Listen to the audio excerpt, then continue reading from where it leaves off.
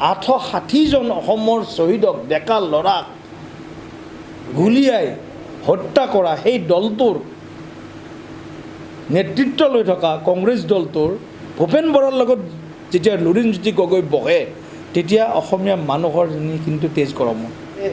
যেতিয়া ধোঁৱা ওলায় তেতিয়া গম পাব লাগিব ক'ৰবাত জুই জ্বলিছে, গতিকে জুইটো জ্বলি আছে ভিতৰত, সেইকাৰণে ধোঁৱা ওলাইছে। যে কোনে কি মন্তব্য দিছে এইটোতো আৰম্ভণিহে, এইটো আচল চিনেমাখন হ'বলৈ বাকী আছে। এইটো জাষ্ট মানে ট্ৰেইলাৰ বুলি কয় যিটো চিনেমাত, ট্ৰেইলাৰৰ নিচিনা হৈছে তাৰমানে দুলু আহমেদ। গতিকে নাই, ট্ৰেইলাৰত ব্যৰ্থ বুলি মই নকওঁ, কিন্তু কথাটো হ'ল ট্ৰেইলাৰত গোটেই কথাখিনি প্ৰকাশ পাই গৈছে। এওঁলোকৰ একতাটো এইটো মানে হাতী দাঁতৰ নিচিনা। হাতী দাঁতৰ যেনেকৈ খোৱা দাঁতটো বেলেগ থাকে আৰু হাতী দুটা দাঁত যেনেকৈ ওলাই থাকে বেলেগকৈ, সেই ওলোৱা দাঁতকেইটাহে বাহিৰত যে হয় মিডিয়াৰ আগত কয়, ভিতৰত কিন্তু প্ৰচণ্ড মতবিৰোধ, ভিতৰত কিন্তু তেওঁলোকৰ অকণমানো তেওঁলোকৰ বুজাবুজি নাই। আৰু ভিতৰত কিন্তু তেওঁলোকে সকলোৱে তেওঁলোকৰ প্ৰতিটো ৰাজনৈতিক দলে কিন্তু তেওঁলোকৰ পাৰ্টীৰ পৰা প্ৰাৰ্থিত্ব প্ৰক্ষেপ কৰিব বিচাৰে। আৰু এইটো আপোনাক আজি কৈ থলোঁ, নিৰ্বাচনৰ আগে আগে যেতিয়া নিৰ্বাচন ঘোষণা হ'ব তেতিয়া আপোনালোকে এই কথাটোৰ একেবাৰে 100% ইয়াৰ সত্যাসত্য বিচাৰ কৰিব।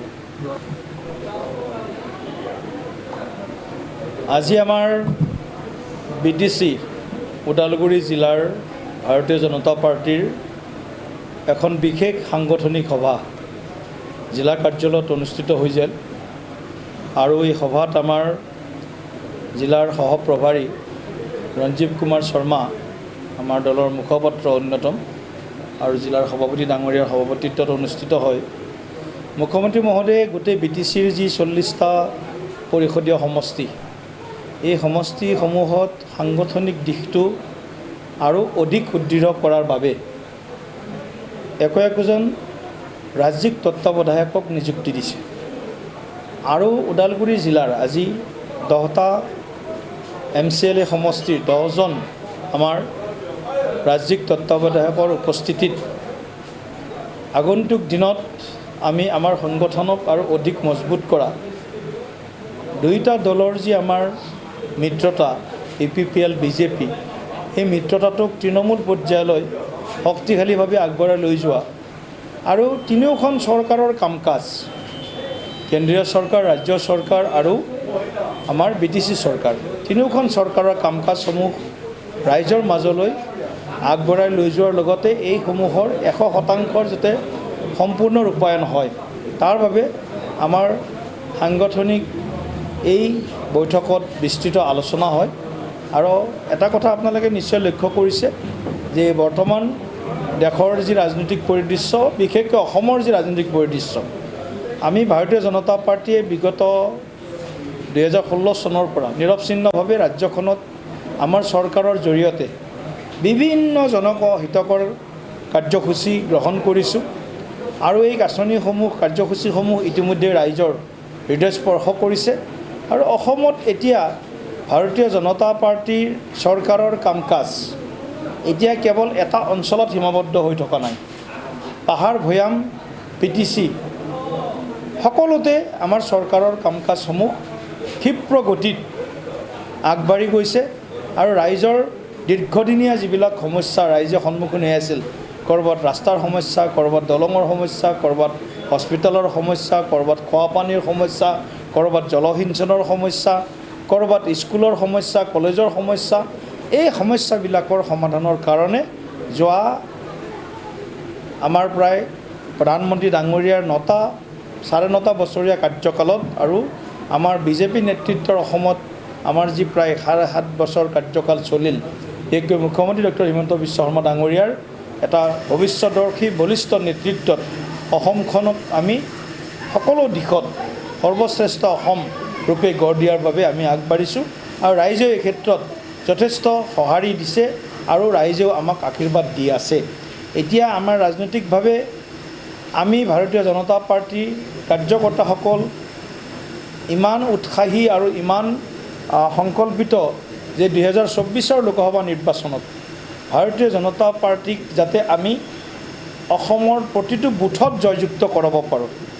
তাৰ বাবে আমাৰ ইতিমধ্যে কাৰ্যসমূহ আমাৰ কামসমূহ আমাৰ বুথলৈকে সম্প্ৰসাৰিত কৰিবৰ কাৰণে আমি আগবাঢ়িছোঁ। ইতিমধ্যে বুথ ভেৰিফিকেশ্যনৰ কাম এটা দ্ৰুতগতিত চলি আছে ৰাজ্যজুৰি। ক'ৰবাত যদি আমাৰ অকণমানো দুৰ্বলতা আছে সেই দুৰ্বলতাখিনি নাইকিয়া কৰি যাতে বুথ জিকিলেহে নিৰ্বাচন জিকিব পৰা যাব, এই যিটো মোৰ বুথ সকলোতকৈ মজবুত, এই নীতিৰে আমি আগবাঢ়িছোঁ। আৰু আপোনালোকে দেখিছে এতিয়া কেইবাটাও ৰাজনৈতিক দল এতিয়া এই সময়ত তেওঁলোক 14-15টা বোলে ৰাজনৈতিক দল লগ হৈছে। তেওঁলোকে আমাক মানে বিভিন্ন ধৰণে তেওঁলোকে কৈছে যে আমাৰ মানে ভৰিৰ তলৰ মাটি খহিছে, কিবা হৈছে ইত্যাদি বিভিন্ন ধৰণে তেওঁলোকে আমাক মানে এটা কি বুলি কয়, এটা চাইক'লজিকেল এটাক দিব বিচাৰিছে। তেওঁলোকৰ গ্ৰাউণ্ডত একো নাই, গ্ৰাউণ্ড ইজ জিৰ'। কিন্তু মিডিয়াৰ জৰিয়তে দুই এখন সভা সমিতি এই 12-14টা মানুহ লগ হৈ একত্ৰিত হৈ তেওঁলোকে হিৰো হ'ব বিচাৰিছে, বাট গ্ৰাউণ্ড ইজ জিৰ'। গতিকে আমি আমাৰ গ্ৰাউণ্ডটো শক্তিশালী কৰাৰ কাৰণে কাম কৰি আছোঁ। আমি মিডিয়াতো বহুত বেছি কথা কোৱা নাই, কিন্তু কথাটো হ'ল কি, এওঁলোকৰ যি 12-14টা দলৰ এওঁলোকৰ যি কিবা এলায়েন্স, ইণ্ডিয়া এলায়েন্স বুলি কৈছে তেওঁলোকে, এই এলায়েন্সৰ দলকেইটাৰ নামকেইটা যদি কোনোবা এটা সৰু দলৰ নেতৃত্বৰ মানুহক ক'ব দিয়া হয়, বা ময়ো নাজানো 14টা বা 15টা দল কি, আটাইকেইটা দলৰ নামটো ময়ো নাজানো, সাধাৰণ ৰাইজটো বাদেই দিয়ক, অসমৰ ৰাইজেতো নাজানে। গতিকে সাধাৰণ ৰাইজটো বাৰু কনচাৰ্ণেই নহয় চাগে। গতিকে এজন দুজন ব্যক্তিয়ে শিৰ ফুলাই কিনে বক্তব্য দিয়ে আৰু কোনোবাইতো নিৰ্বাচনৰ আগতেই সমৰ্পণ কৰিলেই, চাৰেণ্ডাৰ হ'লেই আমি নেখেলোঁ বুলি, এই ধৰণৰ যিটো তেওঁলোকৰ মাজত ভীষণ হতাশা। কিন্তু এই যে চিনেমা এখন যে চাইছিলোঁ আমি, যে ভিতৰত খুব মানে মানে মানে হেৰি হয়, একশ্যন হয় ৰুমৰ ভিতৰত, আৰু বাহিৰত আহি একদম কাণ্ডত ধৰি একদম ধুনীয়াকৈ হাঁহি হাঁহি ওলাই আহে। গতিকে ভিতৰত তেওঁলোকৰ কুস্তি চলি আছে আৰু বাহিৰত তেওঁলোকে দোস্তিটো দেখাবৰ কাৰণে এটা বৃথা প্ৰয়াস আৰু অসমৰ জনগণক তেওঁলোকে বিভ্ৰান্ত কৰাৰ বাবে এই ধৰণৰ এটা মানে কি কয়, এটা মানে এলায়েন্সৰ নামত তেওঁলোকে এটা বাৰ্তা দিবৰ কাৰণে চেষ্টা কৰিছে। কিন্তু এই বাৰ্তাটো মই ভাবোঁ, কাৰণ বিশেষকৈ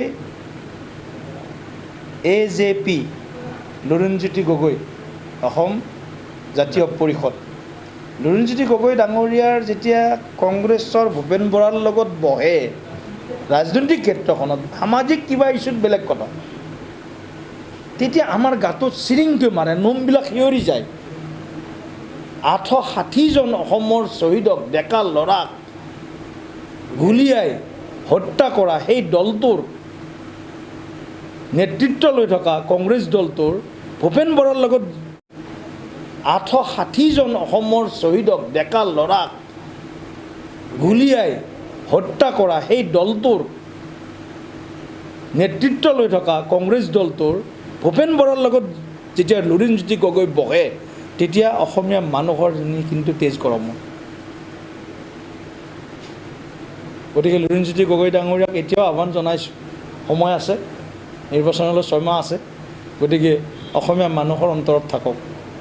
2-4টা ফেচবুকত কোনোবাই ভাল কমেণ্টছ, কোনোবাই 2-এটা ভাল শ্বেয়াৰ কৰিলেই ভাল বুলি নহয়, আৰু আমাক কোনোবাই গালি পাৰিলেই আমি বেয়া হৈ যাম, এনেকুৱা নহয়। অসমৰ সুৰক্ষা আৰু অসমৰ উন্নয়ন দুয়োটাই ভাৰতীয় জনতা পাৰ্টীৰ কাৰণে প্ৰাথমিকতাৰ বিষয়, আৰু সেইকাৰণে আমি অসমখনক সুৰক্ষিত কৰাৰ লগতে ভৱিষ্যত প্ৰজন্ম আমি যাতে আগবঢ়াই লৈ যাব পাৰোঁ আৰু সুৰক্ষিত অসম এখন ভৱিষ্যত প্ৰজন্মৰ হাতত উপহাৰ হিচাপে দি যাব পাৰোঁ, সেইটো নীতিৰে আমি আগবাঢ়িছোঁ।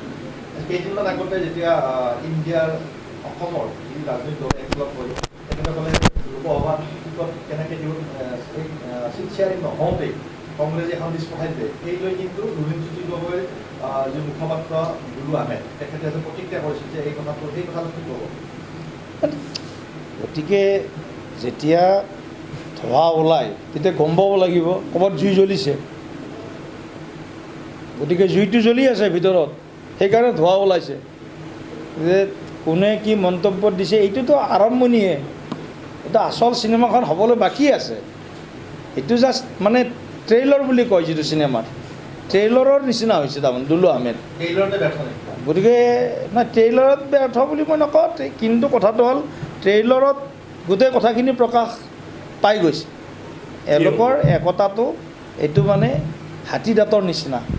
হাতী দাঁতৰ যেনেকৈ খোৱা দাঁতটো বেলেগ থাকে আৰু হাতী দুটা দাঁত যেনেকৈ ওলাই থাকে বেলেগকৈ, সেই ওলোৱা দাঁতকেইটাহে বাহিৰত যে হয় মিডিয়াৰ আগত কয়, ভিতৰত কিন্তু প্ৰচণ্ড মতবিৰোধ, ভিতৰত কিন্তু তেওঁলোকৰ অকণমানো তেওঁলোকৰ বুজাবুজি নাই, আৰু ভিতৰত কিন্তু তেওঁলোকে সকলোৱে তেওঁলোকৰ প্ৰতিটো ৰাজনৈতিক দলে কিন্তু তেওঁলোকৰ পাৰ্টীৰ পৰা প্ৰাৰ্থিত্ব প্ৰক্ষেপ কৰিব বিচাৰে। আৰু এইটো আপোনাক আজি কৈ থলোঁ, নিৰ্বাচনৰ আগে আগে যেতিয়া নিৰ্বাচন ঘোষণা হ'ব তেতিয়া আপোনালোকে এই কথাটোৰ একেবাৰে 100% ইয়াৰ সত্যাসত্য বিচাৰ কৰিব। দৰং ওদালগুৰি ইতিমধ্যে সমগ্ৰ অসমতে হৈছে। দৰং ওদালগুৰি সমষ্টিলৈ ইতিমধ্যে দুজনীয়া ফিল্ম কৰিছে, প্ৰকাশ কৰিছে। আপুনি কি ক'ব? এই চাওক, কংগ্ৰেছৰতো প্ৰাৰ্থী যোৱাবাৰো আছিলে, তাৰ আগৰ বছৰো আছিলে, তাৰ আগৰ বছৰো আছিলে, তাৰ আগৰ বছৰো আছিলে। 4বাৰ কংগ্ৰেছৰ প্ৰাৰ্থী আছিলে, 4বাৰে কংগ্ৰেছ হাৰিছে।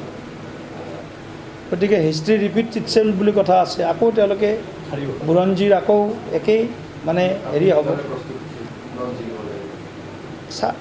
বিজেপিত ব্যক্তিতকৈও দলৰ প্ৰাধান্য বেছি। বিজেপিয়ে প্ৰস্তুতি কৰিছে নিৰ্বাচনৰ জিকাৰ কাৰণে। বিজেপিৰ এজন কাৰ্যকৰ্তা হিচাপে ময়ো এই প্ৰস্তুতিৰ অংশীদাৰ। গতিকে আমিও দলটোক জিকোৱাৰ কাৰণে সম্পূৰ্ণ সক্ৰিয়তাৰে দলটোৰ সাংগঠনিক ভেটি মজবুত কৰি ৰাইজৰ লগত প্ৰত্যক্ষ সম্পৰ্ক ৰক্ষা কৰি মোদী ডাঙৰীয়াৰ আৰু ডক্টৰ হিমন্ত বিশ্ব শৰ্মা ডাঙৰীয়াৰ চৰকাৰৰ কাম কাজসমূহ, BTCৰ প্ৰমোদ বড়ো ডাঙৰীয়াৰ চৰকাৰৰ কাম কাজসমূহ আমি ৰাইজৰ মাজত ব্যাপকভাৱে আগবঢ়াই লৈ যোৱাৰ কাৰণে আমি কাম কৰি আছোঁ। আৰু নিশ্চিতভাৱে নৱগঠিত ওদালগুৰি দৰং লোকসভা সমষ্টিত ভাৰতীয় জনতা পাৰ্টি মিত্ৰজোঁটে নিশ্চিতভাৱে ৰাইজৰ আশীৰ্বাদেৰে বিজয় সাব্যস্ত কৰিবলৈ সফল হ'ব, এয়া আমাৰ আশা। এতিয়ালৈকে আমি তেনেকুৱা নতুন বেলেগ কথা শুনা নাই। আমাৰ পেনেলটো কেন্দ্ৰীয় নেতৃত্বই কৰিব। ইয়াৰ পৰা আবেদন হয়তো বিচাৰিবও পাৰে, নিবিচাৰিবও পাৰে, কাৰণ আমাৰ ইয়াত বহুত বিজ্ঞানসন্মত বিষয়। ইয়াত কোনোবা আবেদন কৰিলে টিকেট পাব এনেকুৱা নহয়। ইয়াতে আমাৰ বিভিন্ন ধৰণৰ ছাৰ্ভে মানে বিভিন্ন স্তৰত বিভিন্ন ছেকশ্যনত হয়। এই ছাৰ্ভেৰ ৰিপৰ্ট আৰু জিকাৰ সম্ভাৱনা, উইনিং পচিবিলিটি, তাৰ ওপৰত মানে গোটেইখিনি নিৰ্ভৰ কৰা হয়। আৰু নিৰ্ভৰ কৰি গোটেই কথাখিনি কেন্দ্ৰীয় সংসদীয় বোৰ্ডত বিস্তৃতভাৱে আলোচনা হয়। আৰু কেন্দ্ৰীয় সংসদীয় বোৰ্ডত আলোচনা হোৱাৰ পিছত কেন্দ্ৰ নিৰ্বাচনী সমিতিয়ে চূড়ান্ত অনুমোদন জনায়।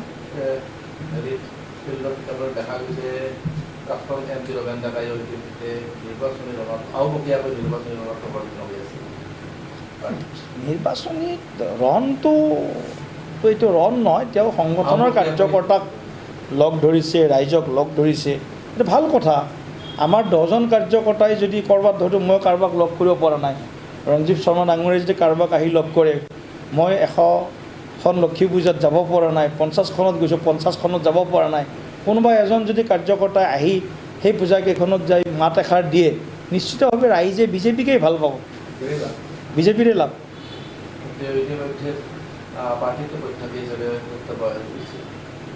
এইটো নতুন কথা নহয়, এইটোতো মানে মই আগতে কেইবাবাৰো কৈছোঁ কথাটো আপোনালোকক, যে আমাৰ দলটো এনেকুৱা এটা দল যিটো দলত মানে প্ৰাৰ্থী নহয়,